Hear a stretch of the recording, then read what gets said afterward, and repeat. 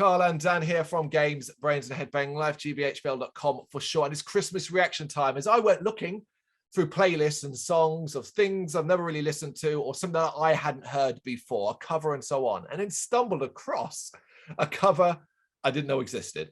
It is My Chemical Romance doing All I Want for Christmas Is You, Mariah Carey's beast of a hit.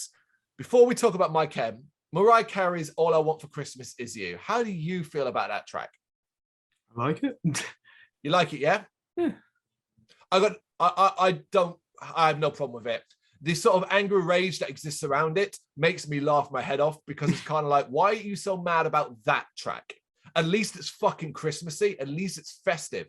I will never forgive this country many, many, many years ago for going, you know what's a better Christmas number one? Mad World over The Darkness is Christmas Time. This country doesn't get to decide what is good Christmas music if that's how they think. So they go for the depressing one, yeah. Exactly. Leave Mariah Carey alone. Yes, it's over. Of course it's overplayed, but what Christmas fucking song isn't? You know what I mean? They all are. It's not like this is on constant loop, but if you put the radio on over Christmas time and you put it on a mainstream radio channel, don't be shocked when this song comes on. You know? She's made a ton of money from it, I'll bet. Almost definitely. Wouldn't you love to know how much? She hibernates for 11 months of the year and then comes out in December like, hello, I'm back. I often think as well, a lot of the dislike of this song is because Mariah Carey, from a outside looking in perspective, doesn't seem like the nicest person in the world. But obviously you don't know her, so you don't. But you know how some celebrities portray themselves. I think that's sometimes how she's come across. Whether or not it's a true, accurate representation or not is, we'll never know. I'm never going to meet her. But I often think that that's the case, that we, and I say we as humanity, dislike success. We hate it. If you're a band and you get successful, we hate it because you've sold out. If you're a football team, if you're a football team that gets successful, you bought all the best players and you got money and it's not right. This is what we do. You win an F1 title, you start screaming about the geezer being a cheater because your guy didn't win. It's what we do. We hate winners. We hate success. So, you know, I can't believe I'm sitting here defending Mariah Carey. I got no care for the woman or this song overall. If it comes on, I would skip it if I was listening to something. I wouldn't want to hear a cover of it because it's overplayed. But My Chemical Romance doing it intrigues me. So My Chemical Romance, quick bit of history for me. I grew up late teenager, late teens into 20s with My Chemical Romance everywhere. Three Cheers for Sweet Revenge was a particular album that was constantly being played. But obviously, The Black Parade being the massive, massive hit. Now here's how people's change over time. I hated this band when I was younger. Hated the pop punkiness. I hated it. I heard things like Welcome to the Black Parade and stuff like that. And in fact, me and Brendan did, well, I'll get to it in a minute, but I hated it, even though it was catchy. But I didn't hate it for any other reason than I was supposed to hate it because I like metal. And that's something I think happens to you when you're younger and you grow out of, hopefully very, very quickly. Now, I thankfully did grow out of that long time ago and grew to massively respect this band to the point where they're a bucket list band live for me. I've never seen them live and I really fucking want to see them live. I think last year, me and Brendan did a track by track for The Black Parade and had a blast with that album, pulling out tracks that we ended up really, really liking it. We'd never given the time before and stuff like that. So it's just one of those things. But you obviously being younger, being born in 2003, you kind of came to My Chemical Romance a lot later. What's your thoughts? I don't really know them. Well, I mean, I've heard of them everywhere. They just didn't really appeal to me. I think certain bands have fan bases that put me off listening to them. And that's the thing with My Chemical Romance. I don't want to listen to them because their fan bases put me so wildly off. Same with the band I do like called Water Parks. Their fans are horrific and I hate them all. And so I've stopped listening to Water Parks because their fans are being so annoying with everything. It'd be like I went to see them in London last year, February 2020. Yep. And I just remember getting like dirty looks from parents and I'm like, what have I done wrong? I'm like the same age as everyone else here. Like they must have thought I was older or something, but they were giving me like dirty looks because I wasn't like a teenage girl, basically. It was the strangest thing.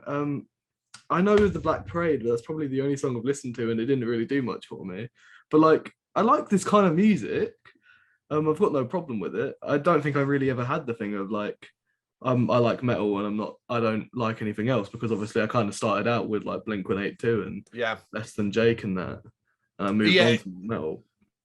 I'd also say like it was a benefit for you. By the time you were getting old enough to get into music, I had long outgrown the phase of being quite closed-minded about music. So my taste was a lot varied. Your first show that I took you to was the Less Than Jake show. Do you see what I mean? Like, so like any influence I had in you at a young age came from a wider range and stuff like that. But also during the period where you were getting into music, My Chemical Romance were dead. They had ended. So they weren't even around. They've only just come back in the last few years. And even that's been put on halt because of that was literally it was the 31st of October 2019, because it was the same day Creeper were doing stuff, and I remembered it for some weird reason. Cool. They came back then. I want to go back to what you said about fan base as well. Is I actually second what you're saying. Is obviously, you know, we've done reaction videos to bands that have got a very, very scary fan base, you know. Calm down, people can like different things. But My Chemical Romance fan base, I actually agree with what you're saying. My Chemical Romance fan base they're the best band ever, and you're wrong if you think any different. Don't be a fucking idiot. Don't be an arsehole. You can love them, you can think they're brilliant, but don't shout on everybody. I do not think they're the best thing ever. I think they're a good band who have done great music, but also done a lot of bad music. And I'm telling you right now, I played this track earlier on for about 30 seconds just to get an idea of it, and I was not having a good time.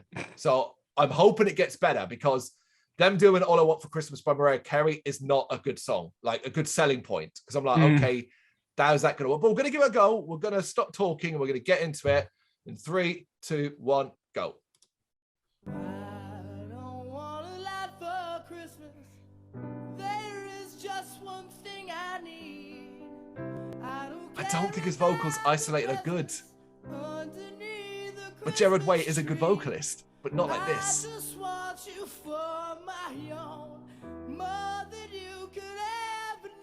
He's not keeping the same rhythm as the actual song. Presumably on purpose. Right, let's see what happens when it kicks up.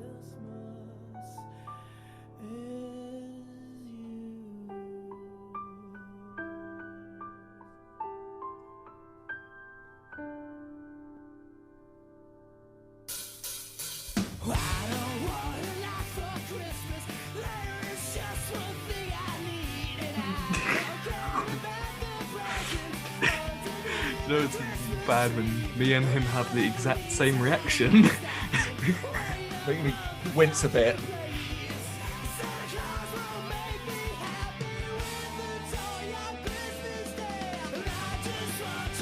I like that.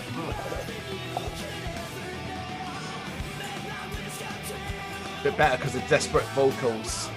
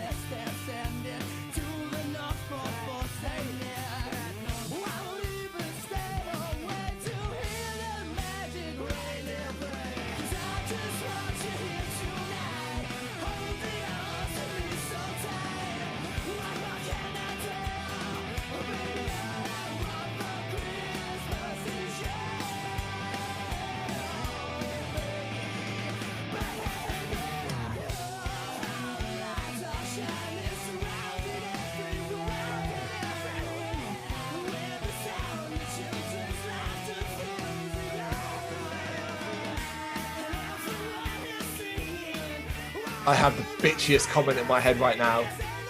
I'm going to save it. I'm going to save it until it's done.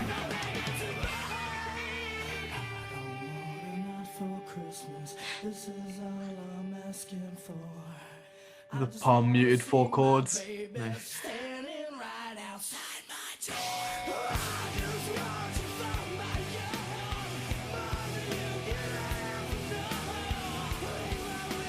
I like that because the tempo's been slowed down. So it's obviously different.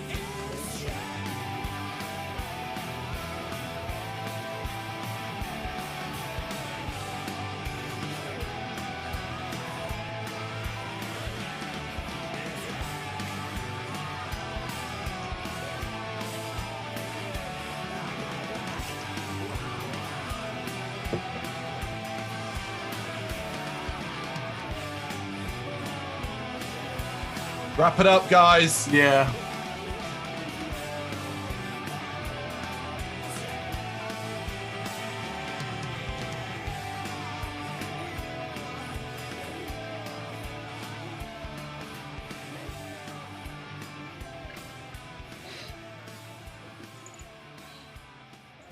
All right, that's enough. It's got 3 seconds left. I think I don't need to hear the last 3 seconds of dragging that out. So bunch of fucking edgelords, man. Like this to me is super childish shit. This is a group of mates getting in a basement together and being like, oh, let's do an edgy version of All I Want for Christmas Is You, but really not changing anything up that much, you know, except it sounds poor to me. It sounds poorly recorded, poorly structured, poorly put together. I don't really get what they were going for. They're going for what? A less in tune, more of kilter version of All I Want for Christmas Is You, which would be fine, except I don't think they do a very good job of it. No, it just doesn't sound great. It doesn't sound like it was well put together. And like the rhythm changes don't sound intentional at the start. They probably were, but they don't sound like they were. It just sounds like he didn't really know the song that well. Yeah, and he was stopping early, and he wasn't doing certain vocal bits for as long as you should. And I looked through the comments while it was playing, and I don't know, I guess it's YouTube comments, so what are you going to do? But the declaration that this is like the best Christmas song ever and stuff like that, you have to be drunk or you have to be taking the piss, right? Because I get, you can love My Chemical Romance. The reason why we started off this particular reaction video talking about both Mariah Carey and My Chemical Romance is, I guess, almost to preempt the potential, oh, this song is terrible. I don't think it's terrible. I think it's bad. I think it's so forgettable. And like going, is it a better version of Mariah Carey's? No, that's the mad thing. It's not better because all you're doing is, I don't like the Mariah Carey version, so anything better, anything different is going to be better. But when that different is just bland, poorly put together, vocally doesn't sound that good. He has moments when he gets that kind of desperation in his voice that I recognize quite heavily from a lot of that earlier work, from the Black Parade and 3 Cheers for Sweet Revenge. And that's what I like. But I'm constantly interrupted by times when he sounds like he's bored and falling asleep singing, like he's almost drawling.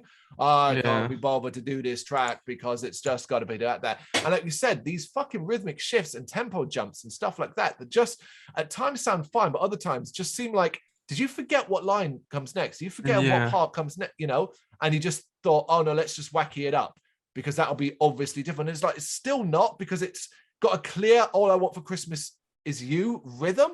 So either do something wildly different or don't do anything different at all. This trying to sit in the middle thing where we're like, yeah, we're doing something edgy, but it's still the same song, does not work for me. Yeah, it doesn't read well. I don't love it. I think Christmas should be a happy time, and just making what is a nice song just edgier isn't doing anything. And also the comments really piss me off because they're all the same people going, oh my god, MCR are the best band. Like, it's just annoying, stupid people. Shut up. It is. It's one of these tracks that I feel, and I don't mean to slam a fan base because there are plenty that are old, but it's a song that screams to me of a 15-year-old kid finding this song and being like, hey, mum and dad, look how edgy I am, and playing it, and the parents is looking at him going, the fuck's wrong with you? And he thinks it's like, oh, you just don't understand. You don't understand. And it's like, no, it's phase, mum. Yeah, it's just a bad song, and your parents know it's a bad song and are wondering why the fuck you're playing it like it's something to be proud of. That's what it is for me. I know we're being harsh, but that is how it goes sometimes. Doesn't change the fact I think this band are excellent, but just not at this. It's not when they did this. Yeah, it's a shame that if this is the second My Chemical Romance song you've ever heard, that's not great. I didn't mind the first one. It just didn't do much for me. I don't think they ever will, because I think they're not for me. Yep. I think with a lot of my pop punk stuff, a lot of it's like Midwest emo stuff. Whereas this is just like, it's just kind of like, you know, that goth emo scene culture that I have literally no interest in because I dress like a little chav sometimes. Yep. Yeah, I don't know. It's of I mean, it's 2004, so it's after, but it's of that era, the Black Parade era, where they were wearing those jackets and he had the blonde hair and he had the pale skin and it was the black eyeliner. Yeah, it was quintessential emo, period. And this fits that. This is an emo cover, as simple as that. But it comes down to this most very simple thing. Forget all the feelings about any of it, about any of the bands involved or the style of music or whatever. When it comes down to the most basic thing, was that a good track? Was it a good cover? And the answer is no to both. What do you reckon? You agree with us, or are you going to scream hate at us in the comments because we dared to say something bad about My Chemical Romance? You know what to do? Thank you very much for watching. You can check us out on gbhbl.com as well as on Facebook, Instagram, Twitter and Tumblr. Go to Patreon and help us out over there. That's patreon.com/gbhbl, as well as Big Cartel, where you can find some of our merchandise. We have a podcast running on SoundCloud and Apple Podcasts. And of course, if you like this video, do us a favour, hit the subscribe button and help the channel grow. Games, horror and heavy metal. What else is life for?